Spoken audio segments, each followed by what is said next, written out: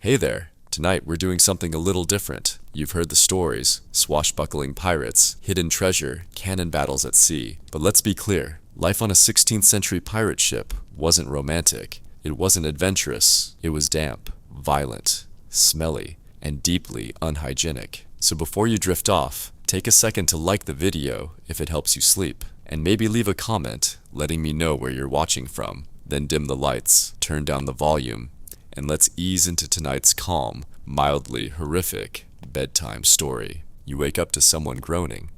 Not the dramatic, theatrical kind of groaning, more like the sound a dying man makes when he's just realized he still has to go to work. Which, to be fair, is exactly what's happening. Above you, boots scrape against the ceiling beams. The deck creaks under shifting weight. Somewhere nearby, a man coughs hard enough to make you wonder if a lung is going to hit the floorboards. Your eyes open slowly. You regret it immediately. The hold is pitch black, save for the flicker of a single oil lantern swaying lazily from a beam overhead. Its light doesn't really illuminate, it just rearranges the darkness, casting warped shadows across the men slumped in hammocks, curled on crates, or crammed two to a bunk. You're one of the lucky ones. You've got your own space, if you don't count the lice, or the rat currently licking condensation off the wood above your head. You shift on your straw mattress, and it squelches. You don't ask why. The entire thing smells like mildew, feet, and wet rope, and the damp has soaked through your clothes. Your shirt clings to your chest. Your skin itches. Your back sticks to the wall in patches. You try to sit up, but your head hits the beam, and dust, or possibly powdered mold, floats down into your eyes. It's hot. Not warm, not stuffy. Hot. The kind of hot that comes from having too many bodies packed into a space built for barrels, not breathing things. You're sweating, even though you haven't moved. And so is everyone else. The air is thick with it, human, sour, unfiltered. You rub your face. Your hand comes away greasy. You rub it on your trousers, which are also greasy.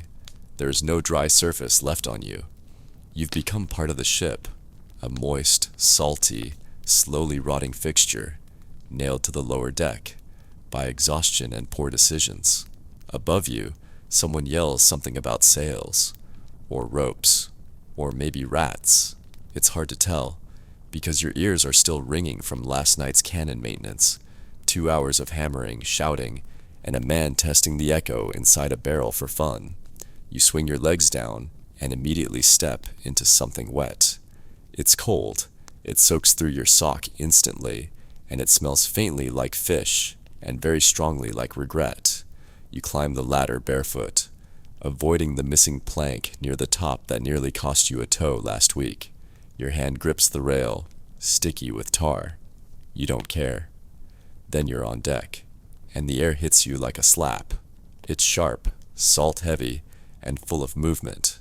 Not fresh, not really, but compared to the rank swamp you just crawled out of, it's a revelation. The wind bites your face. Your shirt flaps against your body, like it's trying to escape. The sky is pale and bruised, the sun just a threat on the horizon. The deck is already alive. Men stumble around, hauling buckets, spitting into the sea, yelling across ropes. One is trying to reattach a pulley with a spoon. Another is relieving himself directly into the ocean while singing. No one tells him to stop. No one ever does. You scratch your side absent-mindedly, then your neck, then behind your knee. There's no point resisting. The lice are up early too. They've made themselves at home in your sleeves, your collar, your waistband. You stopped trying to kill them 3 days ago. Now it's just a contest to see who breaks first, you or your skin. You catch your reflection in a patch of still water, pooling near the scuppers. It's not good. Your face is streaked with grime. There's a crust of salt on your lips. Your hair is a monument to wind damage and poor hygiene. You wipe your mouth on your sleeve, which only makes things worse. And then it hits you. That vague, uncomfortable feeling that something's off. Not wrong, just sticky everywhere. You glance around. There's a barrel near the mast, with a cracked ladle hanging off the rim. A man just dipped his armpit into it. That's your washing water. You haven't had a proper bath in over 2 weeks. You haven't brushed your teeth since you joined the crew. And your clothes, your one and only outfit, are stiff with salt, sweat, and whatever leaked out of that crate you sat on yesterday. You run your tongue across your teeth. You regret that too. They feel soft, greasy, like they're wearing little wool coats made of decay. You wonder if that's normal. You know it is. This is how every day begins, not with a sunrise, or a song, or a whistle on the breeze. Just the slow realization that you've woken up filthy, again, and that nothing you do today will change that. You step toward the barrel, dreading what comes next. But you already smell like rope, rot, and low-ranking authority. You may as well look the part too. You approach the barrel slowly, like it might bite. It's half full. The surface is scummed with something greenish. Could be algae. Could be beard trimmings. Could be both. The man who just dipped his armpit into it gives you a blank look and walks away, shaking his arms dry like a dog. You consider skipping the wash entirely. But your neck is itchy, your face feels like it's coated in fish glue, and there's something crusty near your eye that you're praying is dried sweat, and not something worse. So you lean in, scoop up a handful of the warm, stale water, and slap it against your cheeks. It doesn't help. Your skin's not dirty in the conventional sense. It's layered. Salt, sweat, tar, and grease, baked in by sun and wind, until it's less unclean and more weathered. You could scrape it off with a knife if you had the energy, but you don't. You splash again, rinse your face, rub at your teeth with your finger, which feels pointlessly optimistic. There's no toothpaste, no brush, just the gentle grinding of plaque against salt crust. You spit over the side and hope no one saw you gag. A few feet away, someone's grooming. That is to say, he's sitting on a coil of rope, running a fishbone through his hair and muttering to himself. He stops now and then to crush a louse between his thumbnails, flicks it away, and keeps going. This passes for self-care. You scratch your scalp. It's crawling. It always is. You've got lice in your hair, fleas in your collar, and at least one suspicious bite near your hip that's either a spider or an aggressive splinter. The worst part, it doesn't bother you anymore. It's just background noise, like the creak of wood or the distant threat of scurvy. You lift your shirt and take a look. There's a raw patch under your ribs where the fabric has rubbed the skin clean off. You scratch it anyway. The skin flakes off like biscuit crumbs. You lower the shirt and pretend it's fine. Speaking of the shirt, it used to be linen. Now it's more like a textile crime scene, stained, crusted, and permanently damp in all the wrong places. The armpits have turned a different color entirely, and one sleeve has been sewn back on with twine from a sail. It wasn't a good fix. The twine's now cutting into your bicep like it wants out. Your trousers are no better. They used to be wool, which sounded warm and sturdy until you wore them through 2 storms and discovered they hold water like a sponge. You haven't taken them off in days. You're afraid of what's living underneath. And your feet, well, you don't think about your feet anymore. Some of the crew are barefoot, not by choice. Their boots fell apart, or overboard, or were stolen. The deck is littered with splinters and rusted nails, but no one stops walking. If you cut your foot, you bleed on the planks and keep going. If it gets infected, you pour rum on it and pray. If that doesn't work, you limp until someone gives you their old boot out of pity, or you don't. There's no laundry, there's no soap, there's just seawater, which only washes away the top layer of grime. while gifting you a fresh crust of salt in return. Some men try scrubbing their shirts with sand, others don't bother. You've seen shirts so stiff with sweat they could stand up on their own. One guy's using his as a pillow. It doesn't matter. The stink's permanent now. You try not to breathe too deeply. You're already used to the smell, the sour salt tang of unwashed bodies and rotting wood. But every so often a breeze kicks up and brings it back fresh, like a slap from nature itself. You gag again, quietly, and that's it. That's your self-care routine. No comb, no soap, no change of clothes, just salt, vermin, and the slow, steady fusion of fabric and flesh. The bell rings overhead. It's time to eat. And as you drag your body across the deck, dripping and itchy, and still very much disgusting, you wonder what sort of food pairs best with mildew and sea lice. You slouch your way to the center of the deck, still scratching under your shirt, and fall in with the rest of the crew. Nobody's excited. Nobody's talking. It's too early for conversation, and too late to pretend breakfast will be anything other than traumatic. A man with 3 teeth and half an apron is ladling something into bowls. He doesn't smile.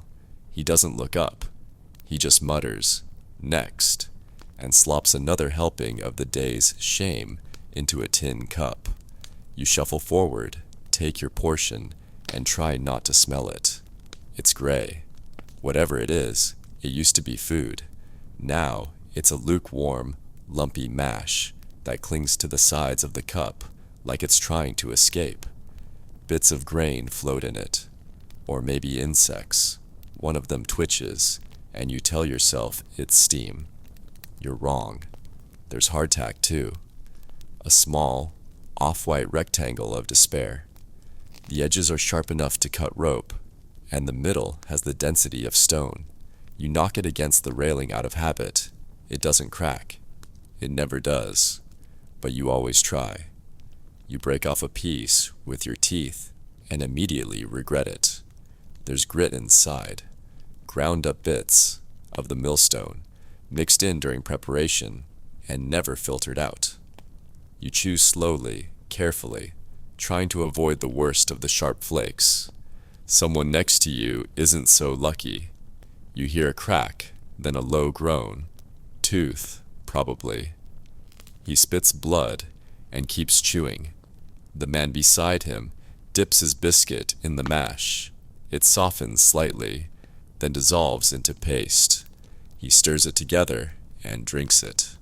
That's what passes for efficiency out here. There's no cutlery. You eat with your fingers or your knife. If you don't have a knife, you use the biscuit like a spoon until it disintegrates.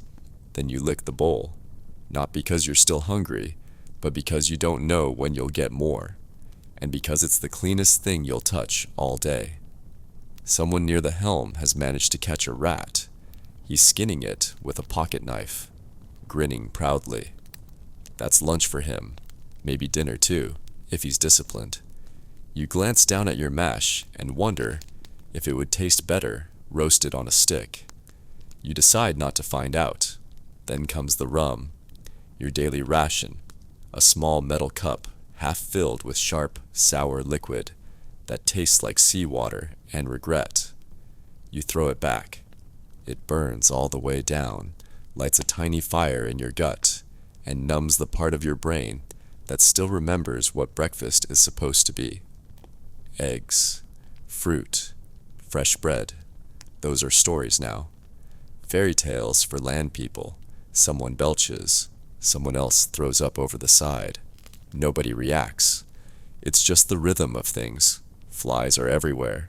You swat at them with one hand while shielding your food with the other. Doesn't matter. They win eventually. They always do. You learn to eat fast, chew hard, and pretend not to care. Conversation starts up, slowly. One man claims he once ate turtle eggs on a beach in Barbados. Another swears he caught a flying fish in his teeth, mid-jump. Nobody believes him. Everyone wants to. You listen in silence, licking the last of the mash from your fingers, wishing it tasted like anything. And just like that, breakfast is over. There's no cleanup, no dishes. You wipe your hands on your shirt, again, or on the mast, if you're feeling generous. Someone tosses their bowl into a barrel. Someone else saves theirs for catching rainwater later.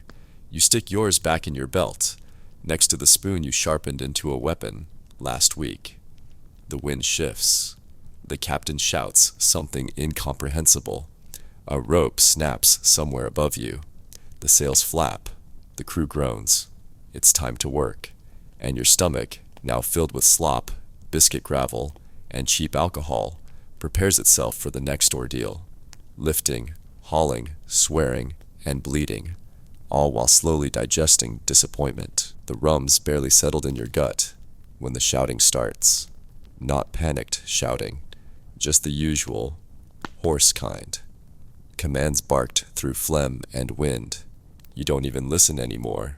You just watch who's moving and follow them. That's safer. A rope lands at your feet with a thud. You pick it up without question. It's wet, heavy, probably twice your body weight. If it's soaked through, which it is, you haul it over your shoulder, grit your teeth, and start walking. That's most of the job, really.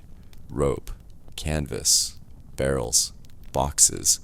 You carry things up and down the deck, through the hold, over the side.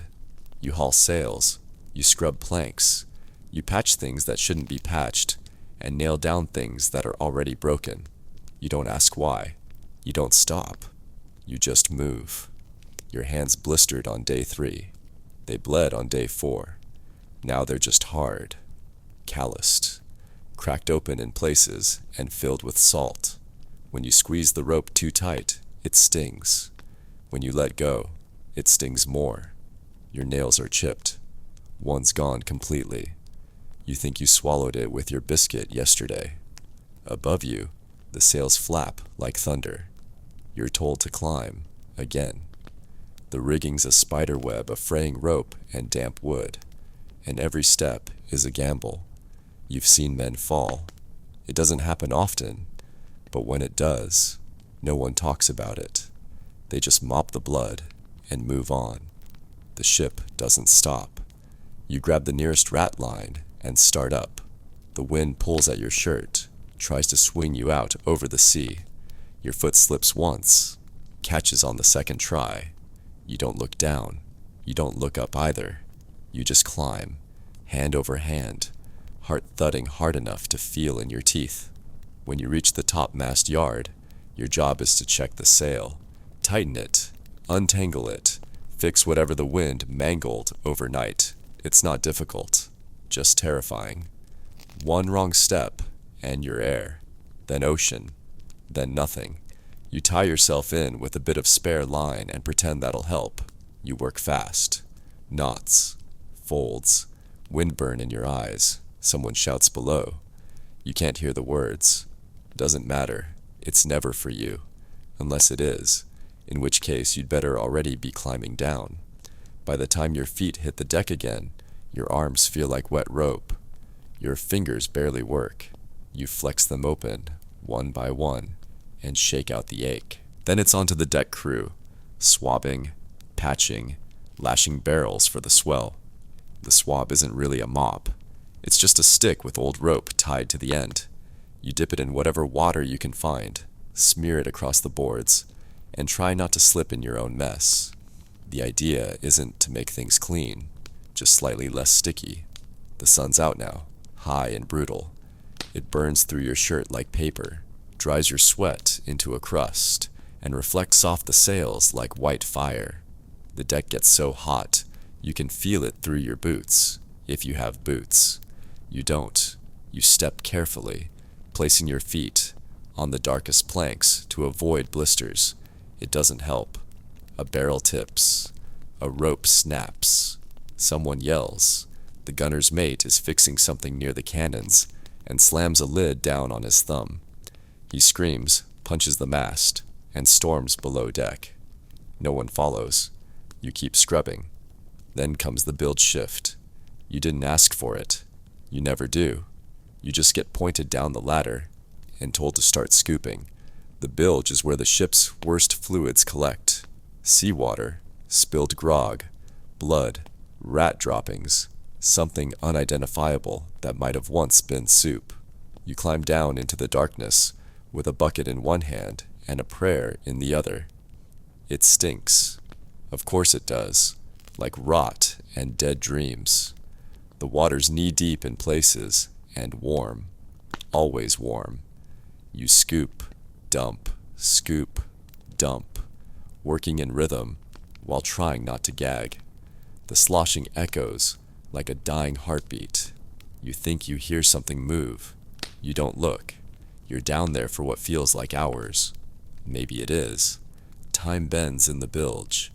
When you finally crawl back up, dripping and half blind, you're rewarded with another rope, another job, another scrape across your knuckles that won't scab until you sleep, which won't be for another 10 hours. Discipline's a constant presence. Even if you're working hard, you're never far from punishment. You've seen men whipped for sleeping, for stealing, for answering back, for doing nothing in particular. Sometimes the captain just wants to make a point. The cat o' nine tails hangs from the mast like a warning. The stains on the deck say it's been used recently. You don't complain. You don't speak unless spoken to. You keep your head down, your hands moving, and your thoughts small. Because out here, silence is survival, and anything more than that is dangerous. By late afternoon, your shoulders ache like they've been nailed to your spine. Your back's bent. Your lips are cracked. You've lost count of how many things you've hauled, lashed, scrubbed, or cursed at. And when the bell rings again, signaling another change, another order, another misery wrapped in salt and wind, you don't flinch. You just move. Because that's what work is, out here. A loop, a rhythm, a punishment with no crime. And it won't stop until the sun goes down. Or you do. You're still hauling, still swabbing, still existing, in a slow churn of exhaustion when it happens. A voice cuts through the noise, loud, sharp, angry. Not the usual bellow of orders, but something heavier, a warning. Everyone freezes. Not fully, just enough to hear it. The tension travels through the deck like a chill. Heads turn, feet slow. Buckets stop sloshing. A man's being dragged toward the mast. You don't know why. Doesn't matter. Could be anything. Theft, insult, laziness, looking the wrong way at the wrong time. Some captains need reasons. Others just need an audience. This one likes both. The crew circles instinctively, not quite gathering, not quite dispersing. No one wants to be caught watching. No one wants to be caught turning away. You learn early that the trick is to look just concerned enough. The accused is shoved against the mast. His shirt is ripped down the back. He's not struggling. Not much. Just breathing hard. Quiet. You've seen him around. Don't know his name. That's safer. The bosun steps forward with the cat o' nine tails. Leather cords. Knotted and cracked from use. Each knot like a tooth. You've never held it. You never want to. Someone mutters something about rum ration theft. Someone else says he talked back to the quartermaster, or slept through his watch, or fell asleep while standing. You don't know the truth. You won't ask. The first lash is fast, wet, loud. The second comes before the echo's finished. By the third, the skin splits. Red on wood, red on shirt, red on rope. No one moves. You've seen worse. You've seen lashes leave a man unconscious. You've seen bones break under the whip. You've seen the aftermath. Pus, fever, rot. Infection travels fast on this ship. It likes open wounds. The crew doesn't cheer, doesn't jeer. This isn't theater, it's church. And the bosun's sermon is clear. Stay in line, or bleed where everyone can see you. By the fifth strike, The man's shaking. By the 7th, he's still, either passed out or pretending. The whip keeps going. 10, maybe 12. You lose count. When it's done, the bosun steps back. The man slumps. 2 others are ordered to carry him below. The deck is wiped. The blood fades into the grain. The air doesn't. And just like that, it's over. The work resumes, slowly at first, then faster. Buckets move again. Voices rise. The rhythm resets, but no one forgets. Because the rules out here aren't written down. They're carved into the wood, reinforced with lashings and rope burns and bruises no one talks about. Technically, pirate ships run by vote. Every man has a say, in theory. The captain's chosen, not crowned. The quartermaster handles discipline. There are articles, codes, systems, but none of them protect you from being unlucky, unliked, or in the wrong place when tempers run high. Mutiny is a word that lives in everyone's mouth, but never gets spoken. It happens, sure, but when it does, it's fast, bloody, and final.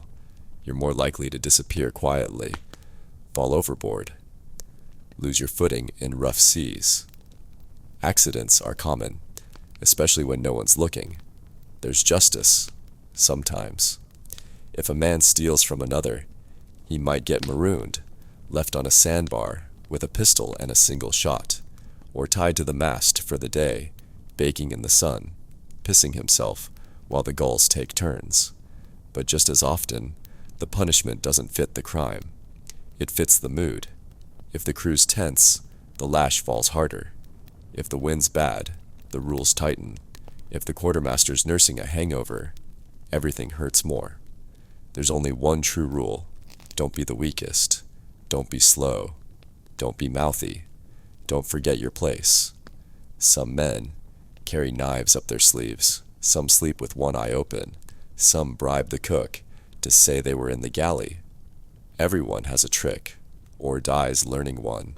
You've seen what happens to the soft ones, the ones who flinch, who speak too kindly, who still believe in fairness. They don't last. So you learn to stay gray, unmemorable, efficient. You nod at the right jokes, laugh at the mean ones, and keep your hands busy even when there's nothing left to scrub. Because punishment is always waiting, somewhere, for someone. And you'd rather it not be you. The bell rings again. Sun's falling. The shadows grow longer on the deck. The work isn't done. It never is. But for now, no one's bleeding. And that's about as good as the day gets. The shadows stretch long across the deck. The air cools just enough to sting the salt cracks around your lips. You're still sore, still damp, still smeared in the filth of work. But the worst of the day has passed. Mostly. There's no horn or call to dinner. Just a shift. A subtle change in movement as men drift toward the hold where the cook slouches beside a pot that's been bubbling since noon. You follow the line like a ghost, muscles slow, stomach hollow. Tonight's meal is different, not better, just different. The mash has more lumps. The biscuit's got a soft spot, which is somehow worse than the hard parts. There's something floating in your cup of grog. A bug, maybe, or a speck of rope. You drink around it. Conversation picks up. Not laughter, not joy, just noise. The kind men make to remind themselves they're still here, still moving, still not nailed to the deck. The man next to you is mumbling about a port in Tortuga. Claims he spent a whole week there once, drunk and naked and rich. You don't ask how he ended up back here. Others play dice, not real dice, carved from bone, numbers scratched in with soot and spit. The stakes are never high. Coins, rations, favors. One man bets the rest of his grog. He loses, drinks it anyway. Someone's carving a piece of driftwood into a mermaid. not for art, just something to do with his hands. Another's mending a torn sleeve with fish gut thread. He hums as he works, a broken, tuneless hum that skips like a warped record. The fights don't start yet, that comes later. First there's the storytelling. Old stories, shipwrecks, sea monsters, treasure buried on islands shaped like skulls. Most of them are lies. Some of them might not be. It's hard to tell. Out here, everything sounds like a lie until it happens to you. One man swears he saw a ghost ship. Another says he survived a storm so strong it lifted the sea like a curtain. A third man claims to have eaten a Spanish priest. Nobody blinks. Someone passes him the grog. You sit on a coil of rope, bowl in hand, listening. Not because the stories matter, they don't, but because silence is worse. Silence makes you think about the smell, about the sores, about the fact that tomorrow will be exactly the same as today, and the day after might be worse. The grog doesn't help. It's watered down, cheap, burns in your chest, but not in the way that fixes anything. You drink it anyway. Everyone does. It takes the edge off the memories, the pain, the hunger, the screaming. Somewhere near the stern, someone starts singing. Off-key, slurred, but loud. He only knows 2 verses. He sings them 5 times. No one tells him to stop. Then the laughter comes. Not happy laughter, more like barking. Dry, brittle. One man starts coughing and doesn't stop. Another falls off his crate, mid-chuckle. No one picks him up. And then, inevitably, the fight. It starts small. A joke told wrong. A grog cup tipped over. A hand that lingers too long on someone else's coat. There's a shove. A slurred insult. A punch that lands harder than it was meant to. Suddenly, the deck's awake again. The circle forms fast. No one stops it. No one interferes. This is entertainment. This is blood sport. This is balance. The 2 men swing wildly. One connects with a fist, the other with a knife. The laughter stops. The shouting starts. Someone cheers. Someone groans. Someone grabs a bucket, not to help, but to clean up afterward. The captain doesn't come. The quartermaster doesn't blink. As long as no one dies, it's all part of the rhythm. Eventually, it ends. One man walks away, holding his ribs. The other is helped below, leaking from the face. Everyone shrugs and returns to their rope, their cup, their silence. You stare into your empty bowl. The smell of sweat, smoke, and blood wraps around your nose like a shroud. Someone farts. Someone sings again. A few men lie down where they are, too drunk or tired to move. You scrape the last bit of mash from the rim of your cup, chew slowly, and listen to the sea slap the hull like a bored god.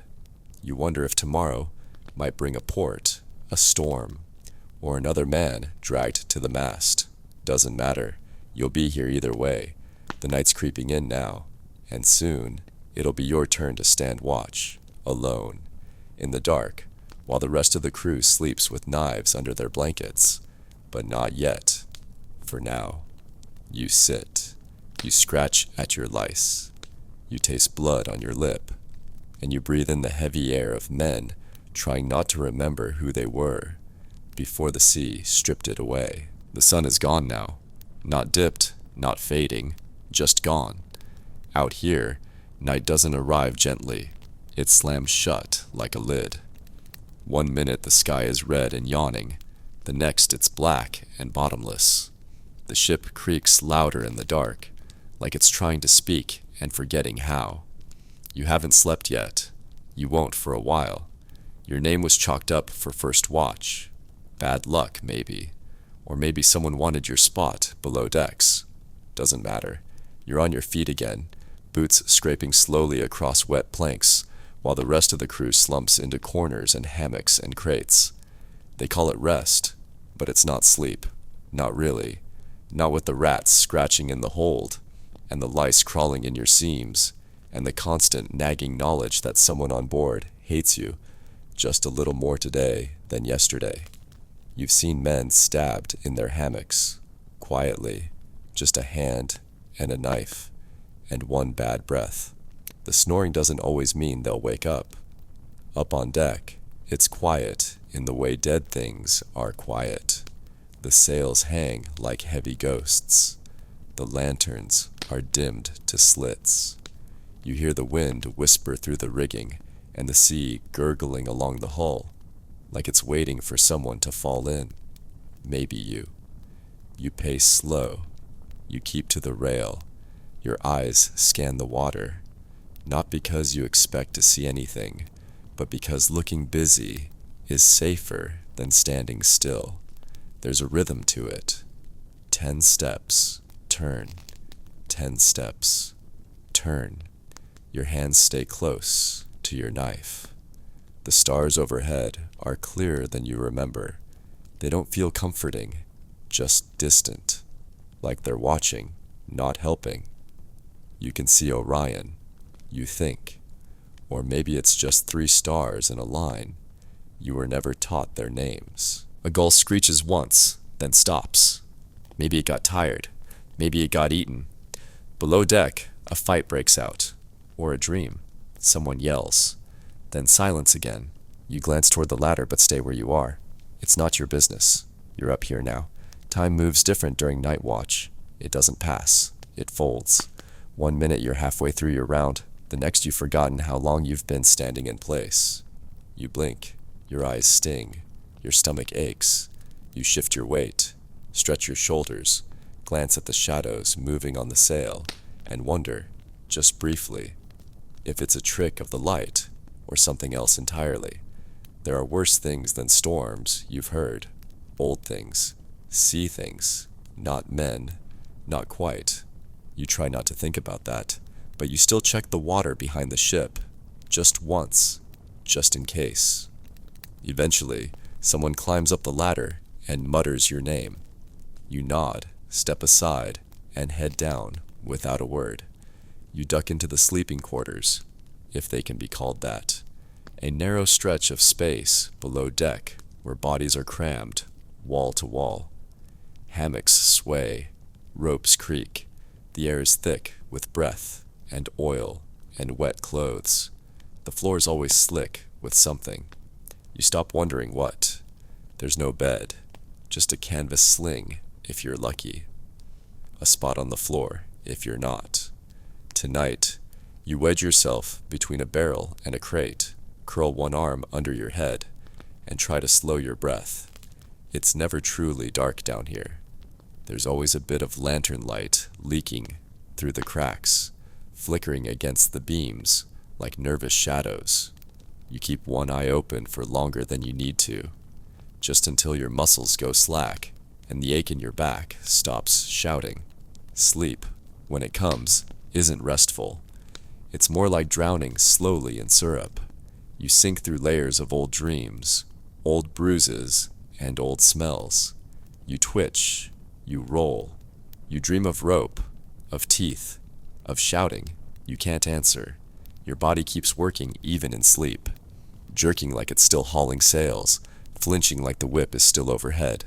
You wake up twice. Once because someone stepped on you.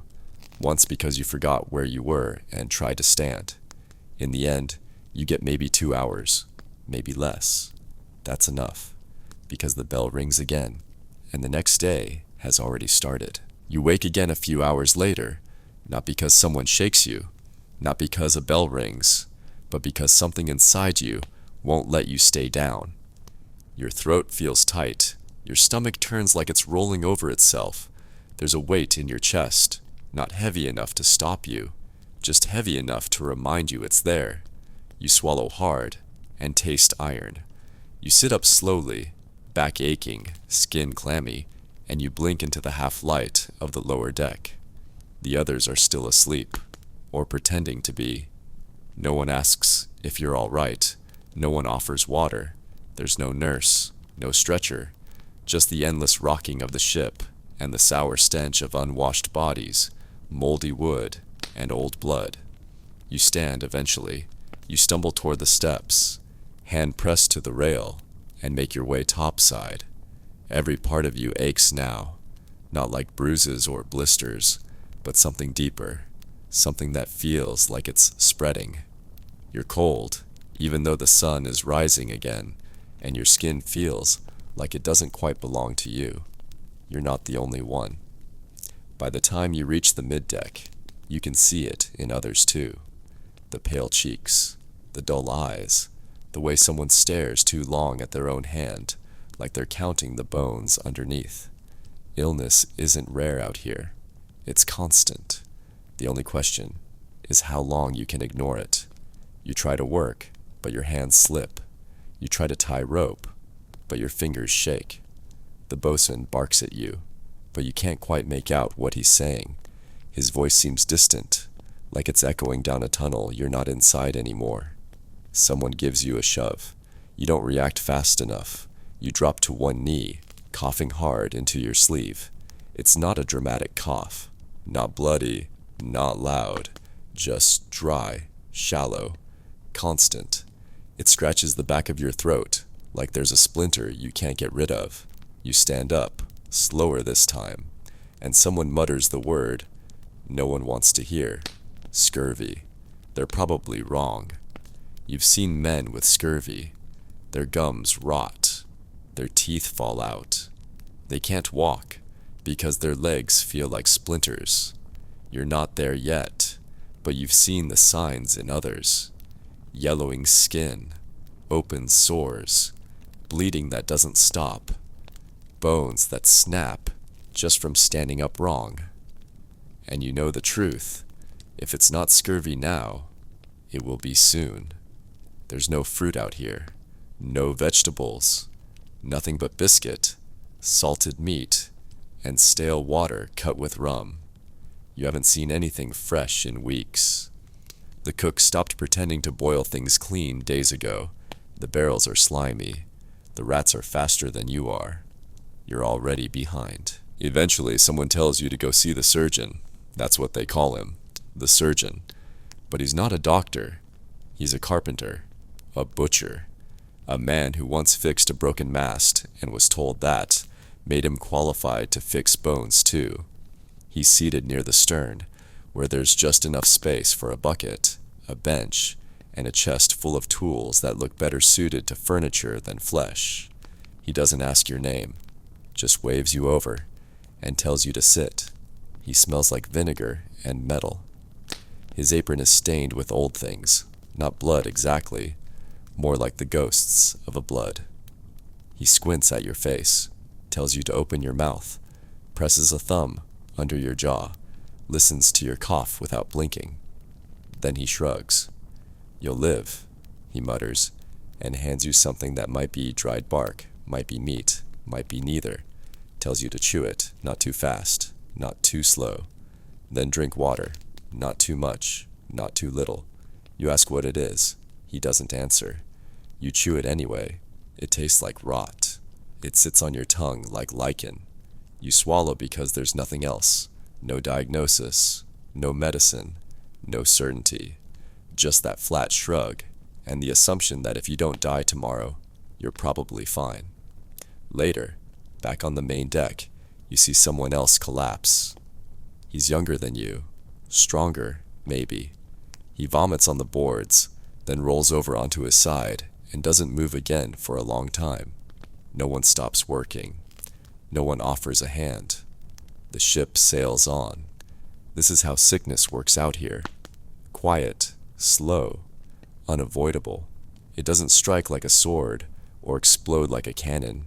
It seeps into the gums, the lungs, the joints, into the dreams, into the thinking. You don't even notice when the sickness becomes part of you. You just stop remembering what it felt like to be healthy. You stare at your hands.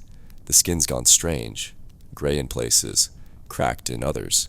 You flex your fingers once, then twice, and wince. But no one's watching, no one's helping. So you pull your coat tighter, pick up the rope you dropped, and keep moving. Because if you fall, the sea won't catch you, and the ship won't stop. The days blur. You lose track of how many. There's no calendar on board, no sunrise that ever looks different enough to mark. Just wind, and wood, and water. Always water. You're used to the monotony by now, used to the taste of stale air, the shift of the deck, the shouts of men who stopped bothering to pretend they liked each other. But then something changes. It begins with silence. One morning, the wind doesn't speak. The sails hang limp, not torn, not tight, just dead. The sea flattens to a stillness that feels wrong, not calm, but watchful. The men look up at the sky, but no one says anything. Even the rats seem quieter. Then the clouds come, not quickly. They crawl in from the horizon, low and fat and colorless. You barely notice them until the whole world starts turning gray. Not dark, not yet, just wrong. The air goes heavy. You feel it pressing against your skin, like a second coat. The ropes creak, more than usual. Your jaw starts to ache from clenching, and you don't know why. By noon, you can't see the sun at all. The captain and navigator stand together by the wheel. Neither speaks. The chart is spread out between them, damp, curling at the corners, stained from days of hands and grog. You glance at it once, pretending not to. You don't recognize anything on it, just lines and circles, some of them smeared, some of them crossed out. You ask someone where you are. They shrug. Someone else mutters that the compass has been off since yesterday, maybe longer, that the stars didn't come out the night before, that the winds are circling wrong. You listen, but you don't speak. You've learned not to. There's a moment now and then where you want to ask if they're worried, but they already are. It hits late in the day. No warning, no thunder, just a single gust of wind that feels like it's come from below instead of above, and then the rain slams down like it's trying to split the deck in half. It doesn't fall. It hammers. Thick drops, hundreds a second, hard enough to leave marks on skin. The sails snap back to life with a sound like a gunshot. Someone yells. Someone falls. Someone's voice cuts out halfway through a curse. The ship tilts. Not far. Not dangerously. Just enough to remind you how easy it would be for everything to go wrong. The captain starts shouting orders. The navigator vanishes down the steps. The helmsman digs in his heels, white-knuckled on the wheel. Men race for the rigging, soaked through before they've even reached it. You grab a rope. You're not sure you're supposed to grab, because doing something is safer than doing nothing. The wind roars now, not around the ship, through it. Every beam, every board, every nail screams like it's trying to hold the ship together with nothing but memory. You can't hear the man beside you. You can't see farther than the mast. The world has become spray and noise, and your own breath echoing in your skull. The sea lifts you, then drops you, then lifts you again, and again, and again. The pattern isn't steady. The waves don't move in rhythm. They strike from all sides, at all angles, like fists from invisible giants. The ship groans beneath your feet. The deck vanishes under a curtain of water. You close your eyes, open them, and the world is still spinning. Someone falls from the rigging. You see it, a blur of boots and cloth, a scream that's cut off by impact, then swallowed by the sea. No one stops. There's no time. The ship doesn't pause. The storm doesn't notice. The map is gone now. Blown or soaked or trampled, it doesn't matter. No one's following it. The compass floats in its dish, needle twitching like it's lost interest. The sky is black now, not because it's night, just because it's full of rain, of cloud, of something you can't name, And then, suddenly, the sea goes quiet again. Not all at once, just enough that the sails stop thrashing. The ship settles slightly, the men stop shouting. The rain eases, drop by drop, until it's just mist. You look up and see nothing but cloud, no stars, no moon, just empty, heavy dark. The storm has passed, or maybe it hasn't. Maybe it's just breathing in. You don't know where you are. No one does. The stars aren't out. The map's gone. The sky offers no direction, and the sea offers no clues. You could be miles from land, or days, or heading back the way you came. Someone ties the sails down. Someone else coughs blood into his hand and wipes it on his coat. You sit down near the rail, too tired to speak, too cold to shiver, and wonder if this is just how it ends. Not in fire or battle or gold, but in a slow, steady drift toward nowhere. The captain's still at the wheel, but even he doesn't look sure anymore. The storm leaves behind more than broken crates and bruised hands. It leaves a feeling, something thick and quiet, that settles into the corners of the ship, like a fog that never quite lifts. No one says it aloud, but everyone's thinking the same thing. Something is wrong. Not the sails, not the course, something deeper. You wake the next morning to find a chicken nailed to the mainmast. It's dead, obviously. Head gone, feet bound, blood dried dark against its feathers. No explanation, no conversation. Just there, waiting. Someone put it up during the night. Someone who didn't want to be seen.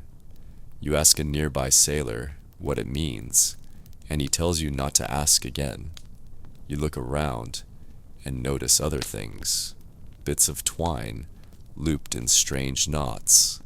A row of teeth hanging from a nail near the forecastle. A coin stuck into a split in the wood, turned upside down. These things weren't here yesterday.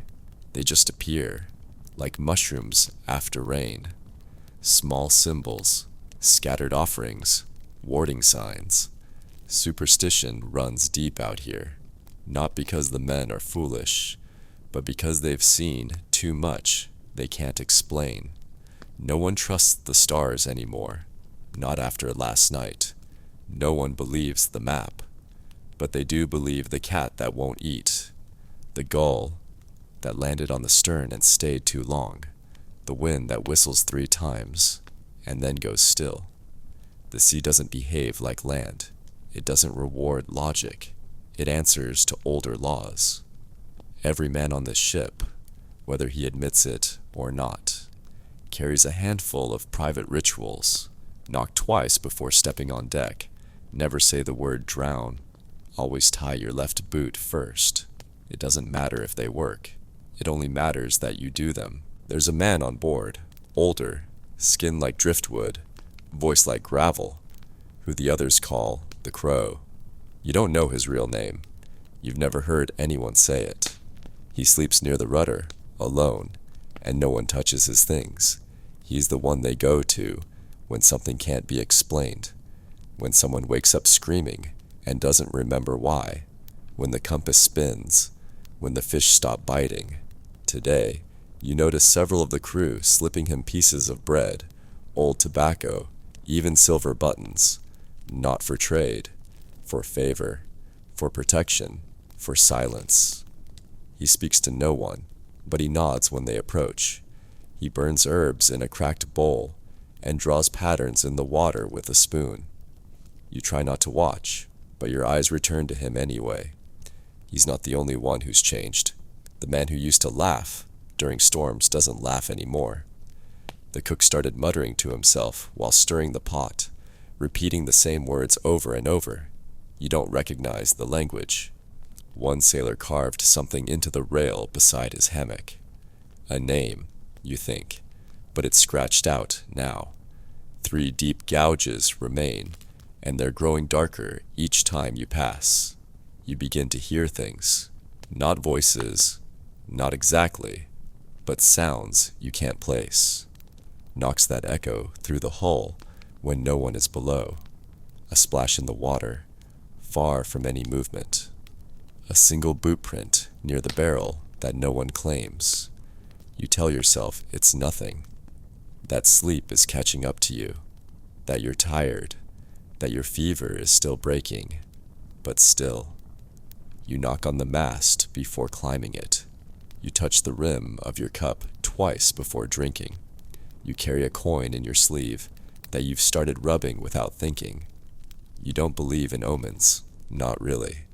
But you also haven't thrown the coin away. And then one morning, someone doesn't wake up. He's not marked, not wounded, just still. Curled into himself, like he lay down with a sigh and forgot to breathe. No one says his name. No one speaks at all. They carry him to the edge of the deck and slide his body into the sea with nothing but a glance. It happens so quickly that you wonder if you imagined it. But you see the space where his hammock used to hang, empty, stripped, already forgotten. You ask someone later what they think happened. They say the man spoke badly of the storm, said it wasn't natural, said the ship was cursed. You ask what's wrong with saying that. The sailor just looks at you and says, "Well, now he's gone, isn't he?" There's no proof, no justice, no explanation, just the quiet decision of everyone on board that certain things must not be said, certain ideas must not be allowed to breathe. And if that means one less voice among them, then so be it. You lie in your hammock that night, eyes open, fingers wrapped tight around the coin in your sleeve. Somewhere above you, the wind moves in a strange pattern, not loud, not strong, but steady. It whistles once, then twice, then a third time, and then everything goes quiet again. No one speaks of mutiny, but no one needs to. You can feel it in the way voices drop when the captain walks by, the way some men gather in tight clusters after dark, speaking in whispers and eyeing the officers' quarters like they're counting steps, not planning anything, not yet, just measuring, just wondering. There's a rhythm to life on this ship, but it's not just wind and water, it's power, and it shifts. Some days, the quartermaster holds sway, loud, charming, ready to hand out extra rations.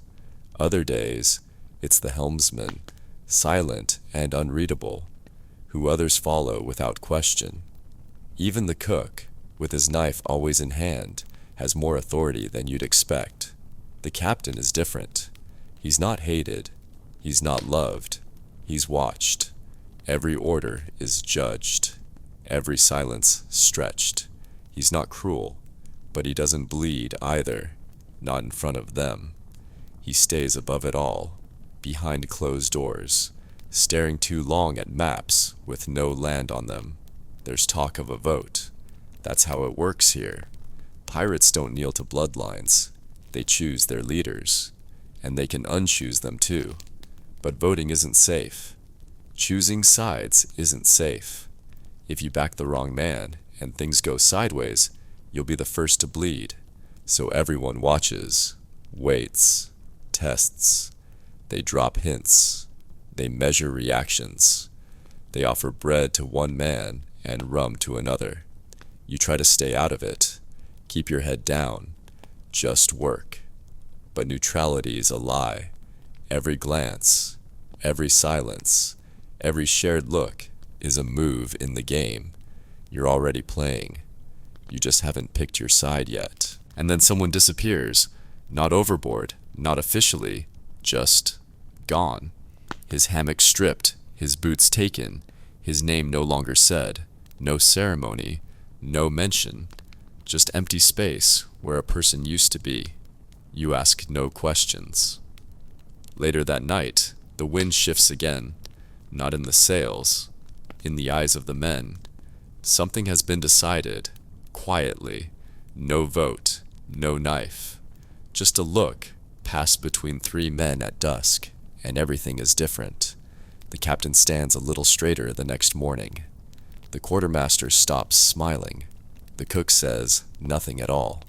You stay in your lane. You swab the deck. You tie your knots. You answer when spoken to, and nothing more.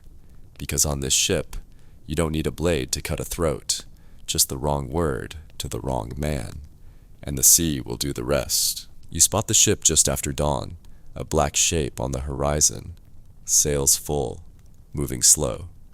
Merchant maybe, fat hull, no escort, an easy mark, if such a thing exists. There's no cheering, no speeches, just movement. The crew knows the drill. You drop what you're doing and follow the chain of preparation. Cannon hatches are opened, powder horns filled, blades checked, ropes coiled for boarding. The captain gives no order. He doesn't need to. This is what you're out here for. By mid-morning, you're close enough to see them. Pale sails, a broken flag, movement on the deck. They're not running. Maybe they think they can talk. Maybe they think you'll pass. They're wrong. Cannon fire is fast and ugly. No warning shot. Just a thunderclap. Then another, and another. You've never seen a man scream so quickly. The merchant ship lurches sideways as your shot slams into the hull. Splinters fly. Someone on their side tries to wave a white cloth. It doesn't matter. You close the gap. Hooks fly. Ropes tighten. You cross not with honor, but with hunger. The man beside you slips, doesn't get up. No one stops. The deck is chaos. They don't fight well. Too slow, too scared. Some try to surrender, hands up, eyes wide. Some run below deck. Others lash out with tools. Not weapons, just what they had. You're not sure who you're swinging at. It doesn't matter.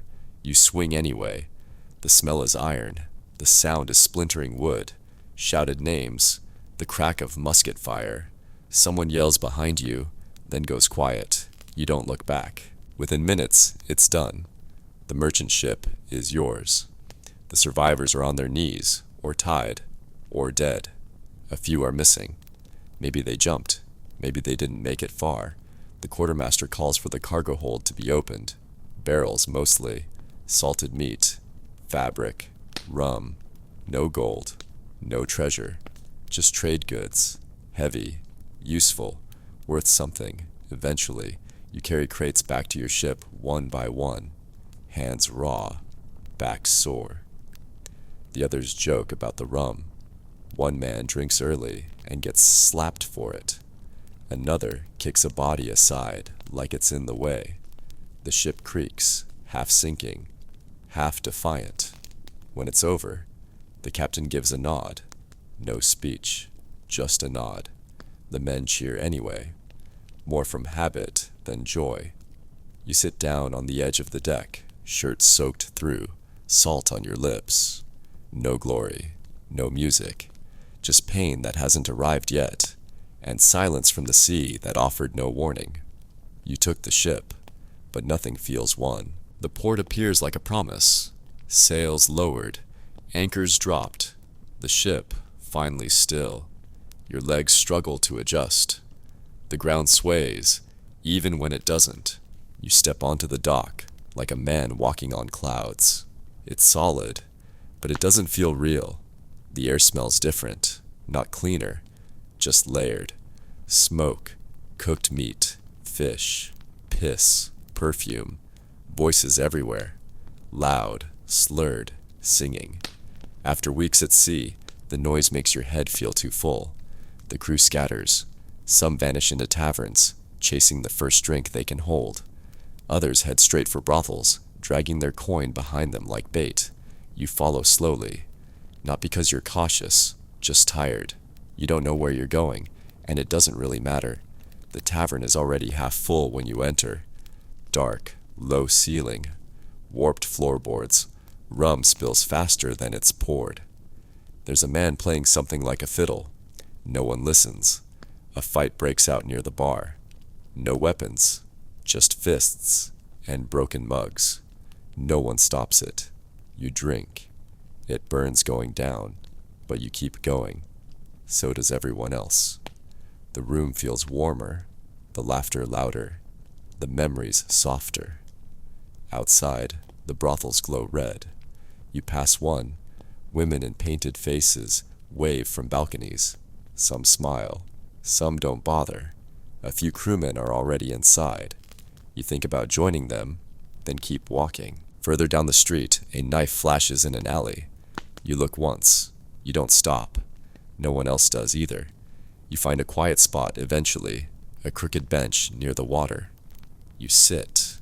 Watch the lights flicker on the surface. Try to breathe without coughing. Your body aches. Your ears ring. You're safe. For now. But it doesn't feel like safety. It feels like something waiting to break. You return to the ship that night, late, alone. Not because you're disciplined, just broke. Most of your coin is gone, spent on drink, food, a jacket that already smells of smoke. You lie down in your hammock, fully clothed, and stare at the ceiling. Someone comes in behind you. Someone else throws up near the ladder. A laugh echoes from the deck. Port life is loud, bright, fast, but it never lasts. By morning, the anchor will rise, and the sea will take you back. Next week, you wake to shouting. Not the usual kind, not the drunk kind. This one's sharper, angrier. Someone's being dragged up from below deck, boots scraping wood. You sit up, head pounding, mouth dry. Half the crew is already watching. The man from the brothel. You recognize him. Loud voice, greedy hands, always laughing. Not today. His wrists are bound. His lips split. He looks more surprised than scared, like he still thinks this is a joke that went too far. He stole. That's the word being passed around. From another crewmate. From the ship's purse. Coin. Meant for supplies. Repairs. Shares. Gone. Just like that. No trial. No delay. Just the quartermaster reading the charge out loud, while the captain stands silent. Pirates don't have jails. No locked cells. Justice here is public, brutal, final. Some ask for lashes. Others say, maroon him. One man spits and says hang him. You keep quiet, like most of them. Because what matters isn't just the theft. It's that someone broke trust. And on this ship, trust is the only thing that keeps knives from slipping out in the dark. The man begs. Not loudly, just enough for you to hear. Says he was drunk. Says he meant to pay it back. Says it was just a few coins. But the crew has already made up its mind. Rules were voted on. Everyone agreed. Break them, and you face the rope. They do it just after midday. The mast becomes a gallows. The man's arms are tied. The rope's looped. No sermon. No apology. Just a nod from the captain, and two men haul the line. He kicks once, then stops. No one cheers. No one cries. They just go back to work. That night, the crew is quieter. No cards. No music. Just scraping plates, and the sound of waves against the hull. The man's hammock stays empty. No one touches it. You lie down and stare at the ceiling, same as the night before. But now the ship feels smaller. Like the walls know something. Like the sea saw everything and is just waiting for its turn. Earlier, in the shadows, you heard someone mutter about the coins. That they were never found. That maybe he didn't do it. But the rules aren't about truth. They're about order. A message, nailed to the mast, just like the chicken. Don't forget who's watching. You close your eyes. Not to sleep. Just to not see. It starts as a cough. One man, then two, then four. At first, no one cares. Just men clearing their throats in the damp air. But by the end of the week, they're coughing blood. Someone collapses while hauling rope. Another doesn't get up from his hammock. The sea doesn't stop for sickness. You keep working. Keep swabbing decks beside men who can't stand straight. You don't ask questions. You wipe your face on your sleeve and hope it's just sweat. There's no doctor on board. Only the cook, who knows how to boil herbs and cut deep wounds clean. That's all you get. A rag soaked in rum. A knife. A prayer, maybe. And even the rum's running low. A man breaks his leg, falling from the rigging. It's bent sideways, bone visible. He screams for an hour, then stops. By morning, he's cold. They bury him at sea. No box, no ceremony. Just a sheet, a few stones, and a splash. Same as the last one, same as the next. The captain says nothing.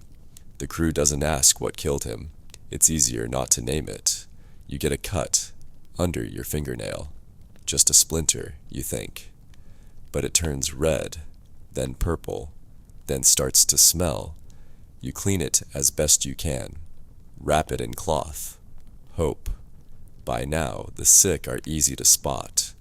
Gaunt faces, shaky hands. Some still work, but slower, quieter. The strong ones glance sideways when they pass. Not with pity, but calculation. No one wants to share a bunk with a dying man. The smell worsens. Below deck, the air thickens. Not with salt, but with something sour and sweet, like rotting fruit and iron. A man dies in the night and isn't discovered until morning. His bunkmate didn't notice, or pretended not to. Food runs low, water too. The barrels start tasting of mold. The cook says it's fine. He's lying, you can tell. But you drink it anyway. Someone starts coughing beside you. You don't look. You just move 3 steps away, tie a new knot, and keep working. The next time you wake up coughing, you don't know whether it's the sickness or the fear. You spit into your palm. No blood. Not yet. You tell yourself it's fine. You're still standing, still working. But so were they. Once. Land appears one gray morning with no warning. A faint line, then trees, then rooftops. The crew doesn't react. No cheer, no change in pace. Just quiet men pulling sails and tying lines. Half of them limping, a few not moving at all. The ship smells of old sickness and wet rope. You make landfall with fewer boots on the dock than you had weeks ago. Some men walk like they forgot how.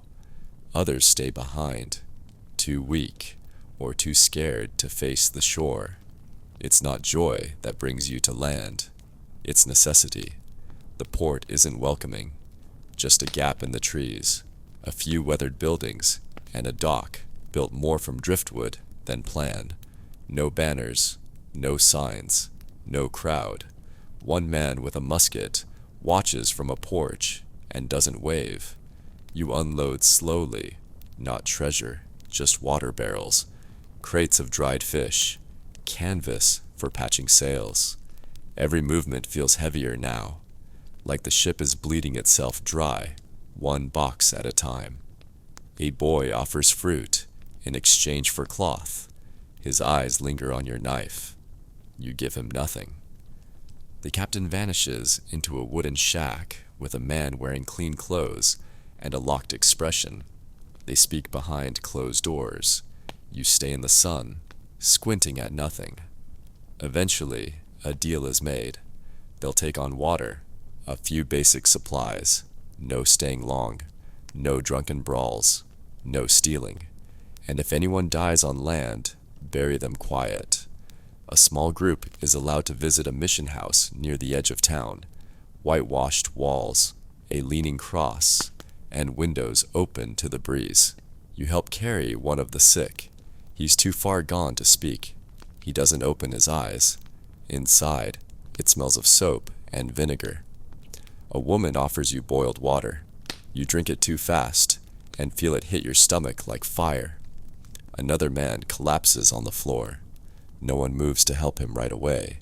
They've seen too many already. Outside, A breeze moves the trees. Somewhere nearby, a chicken screams. A dog barks. Life carries on. But it doesn't make room for you. By dusk, the captain calls for the crew to return. Not everyone answers. Some are still being treated. Some vanished into the jungle.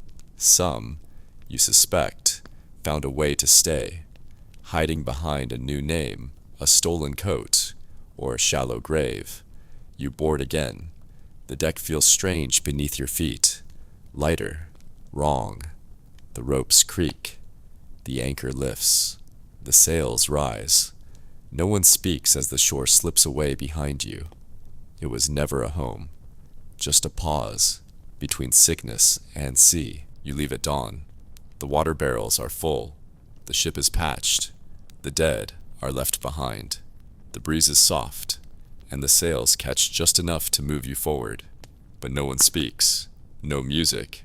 No dice games. Just the creak of rope, and the occasional cough no one wants to hear. The men don't walk. They drift. What's left of the crew looks thinner now, in more ways than one. And then, 2 days out, the calm breaks. It's mid-morning when someone spots sails on the horizon. Narrow, fast, following your wind with precision that no merchant ship bothers with. No flag, no warning. You're still squinting when the first shot lands. It doesn't roar, it cracks, like the world split open. Wood sprays up from the rail. One man goes down without a sound. Another screams before anyone sees the blood. The second cannonball clips the main rigging. The mast sways. A fire starts, catches, climbs. The enemy is smaller, sleeker, sharper. They're not here to talk. They don't waste time. Grapples fly, hooks catch. They board before the captain gives a single word. And suddenly it's chaos. Steel on steel. Boots on soaked planks. Fire in the corners of your eyes. You duck under a blade and swing your own. Miss. Swing again. You catch someone's shoulder. He screams. You don't stop to see what happens next. Someone's yelling orders, but it's not clear who's still listening. The quartermaster is bleeding out by the forward gun. A powder keg rolls loose across the deck. The cook is fending off 2 boarders with a meat cleaver. The captain. You don't see him. You climb to the higher deck, trying to cut loose a burning sail. Your fingers slip. You nearly fall. The heat brushes your skin like a warning. The flames win. You jump back down and land hard. Your ankle twists. You keep moving anyway.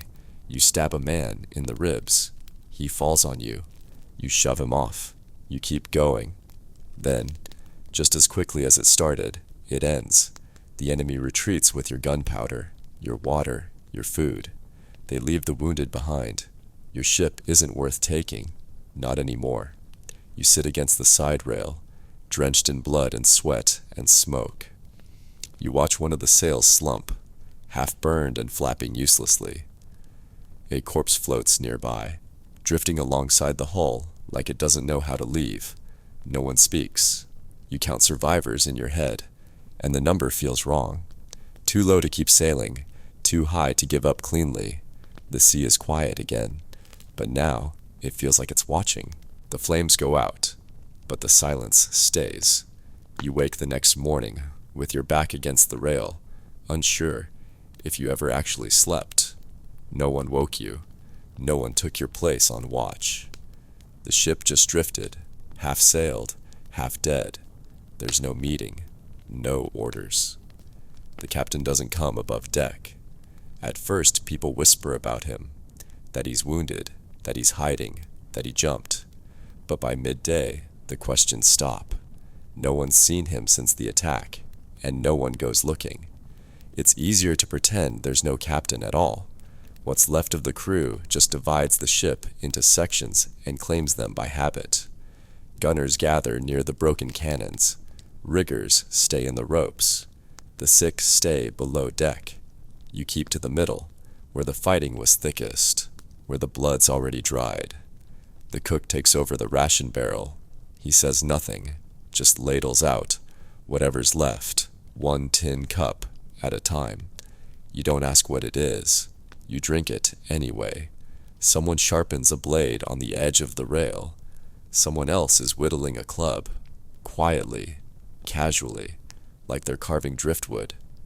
The mood changes slowly, not with shouting, not with threats, just with looks, long ones, from across the deck, from behind crates, from under hoods. Everyone's eyes are sunken and quiet now, but behind that silence is pressure, like a storm building inside the wood. Then, that night, the captain comes back. He emerges from his cabin, coat torn, beard unshaven, eyes wild.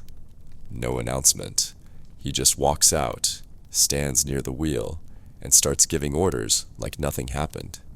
He says the ship is heading west now. Says there's a cove with supplies. Says it's still under control. No one moves. He says it again, louder, then reaches for his pistol.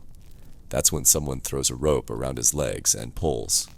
He falls sideways, hard. A boot lands on his chest, then another. Someone kicks the pistol away. You don't know who moved first. No one saw the signal. There wasn't one. It just happens. He screams once, then gurgles. They drag him to the edge of the deck and toss him like driftwood. You look down and watch him hit the water face first. His arms move for a moment, then nothing. Silence again. No one cheers. No one speaks. Someone picks up his hat, tosses it after him. Then the cook points to the sails. No one argues. By sunrise, the ship has a new heading. No captain, no plan, just tired men with blades and nothing left to lose. The wind dies 2 days later. No warning, no storm, just stillness. The sails hang limp. The sea is flat. The sun rises and doesn't move. It feels like time has stopped. Or maybe it's just you, drifting without direction and pretending it's a plan. There's no captain now. Just the cook, the gunner, and the others, each pulling the ship their own way without moving an inch. One man says, "There's land to the west." Another says east. You don't argue. There's nowhere to go, and no wind to take you there. The heat grows heavier. You sweat through your shirt and still feel dry. Lips crack, eyes sting. The barrel of water is nearly empty, and the last salted meat is soft around the edges. You eat it anyway. At night, you lie awake and listen to the wood groan. It sounds like breathing. Someone laughs for no reason, just once, then stops. On the third day, the gunner throws a rat overboard, says it was staring at him. No one saw a rat. You watch him more closely after that. Someone else paints a face on a broken bucket and talks to it like an old friend. No one tells him to stop. By day 4, there's no food left, just a sack of hard biscuits with weevils inside. You pick the bugs out at first. By the end, you eat them too. The cook stops rationing. What's left is free for whoever's quickest. You fight over a crust of bread and win. You don't remember who you shoved. You don't remember if they got back up. The sun burns everything. Skin, rope, sanity. It strips the ship bare, like it's peeling something off you, something you didn't know you were losing. Someone tries to fish. They catch nothing. Another man lowers a net and pulls up a boot. That night, a scream splits the air, loud, sharp, final. By the time you reach the deck, it's quiet again. A man is missing. No one says his name. You look over the rail and see nothing but water. Someone says he jumped. Someone else says he was pushed. No one's sure anymore who's still sane. You start sleeping with your knife under your arm. You drink rainwater when you can catch it. You check your fingers every morning, counting them, just to be sure you're still whole. The ship drifts. No birds. No land. No sound but the ropes creaking like they're about to speak. You wonder if they will. You spot land at dawn, but no one trusts it. It's a dark shape against the horizon, half hidden in haze, unmoving. One man says it's a hallucination. Another says it's a graveyard. No one argues. They're too tired for that. But the shape grows. Slowly, certainly. And by midday, it's real enough to name. Trees, cliffs, a jagged shoreline. Not marked on any chart. Not spoken of in any port. Just there. Like it's always been waiting. You don't steer toward it. The wind does. For the first time in days, the sails fill on their own. No one gives orders. The wheel turns under weak hands. The ship creaks forward. No talk of docking. No plan for landing. Just a quiet hunger for something solid beneath your feet. When the keel scrapes sand, no one cheers. You climb over the side and wade ashore. The water is shallow, warm. Your legs shake as they adjust to stillness. Behind you, the ship floats half empty, sails sagging like tired lungs. Some men stay aboard. Others follow, slow and silent. The beach is narrow and littered with driftwood. Beyond it, jungle, thick, quiet, watching. You find no houses, no fire pits, no paths, just insects and birds, and the occasional whisper of something moving deeper inside. Someone suggests cutting trees to build shelter. No one moves. Someone else mentions finding fresh water. No one answers. You sit under a crooked tree and listen to the ocean. For the first time in weeks, it sounds gentle. That night, you light no fires. The stars are enough. The wind hums through the leaves. You eat nothing, drink nothing, just lie back and wait for sleep. And in the morning, you wake up still alive. You check your hands, your legs, your knife. Everything's where it should be, but something's missing. It's not the ship, not the crew. It's something quieter, like the sharpness that used to live behind your eyes has finally gone dull. Like the part of you that could kill without blinking has stopped watching. You walk to the edge of the trees and stare into the green. You don't go in. Not yet. Behind you, the ship leans slightly. The tide is pulling it back, slowly, patiently. You could swim out, patch it, sail again. But no one does. You sit in the sand, legs crossed, hands still. And you breathe. Whatever this place is, it's not rescue, not home. But it isn't the sea, and that's enough. For now.